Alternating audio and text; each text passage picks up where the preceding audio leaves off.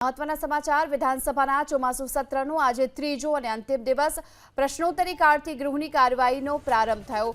આરોગ્ય શિક્ષણ, તબીબી શિક્ષણ, પ્રવાસન, કૃષિ વિભાગના પ્રશ્ન પર ચર્ચા।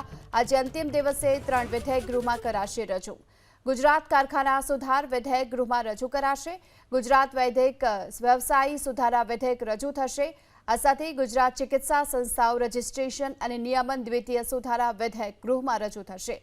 કૃષિ મંત્રી રાઘવજી પટેલ જાહેર અગત્યની બાબતે નિયમ 44 પર જાહેરાત કરશે।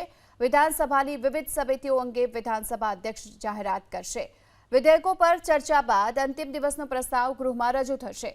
ધારાસભ્ય કેયુર રોકડિયા અંતિમ દિવસનો પ્રસ્તાવ વોકલ ફોર લોકલ રજૂ કરશે। મહત્વના સમાચાર વિધાનસભાના ચોમાસુ સત્રનું આજે ત્રીજો અને અંતિમ દિવસ પ્રશ્નોત્તરી કાળથી ગૃહની કાર્યવાહીનો પ્રારંભ થયો। આરોગ્ય શિક્ષણ, તબીબી શિક્ષણ, પ્રવાસન, કૃષિ વિભાગના પ્રશ્ન પર ચર્ચા।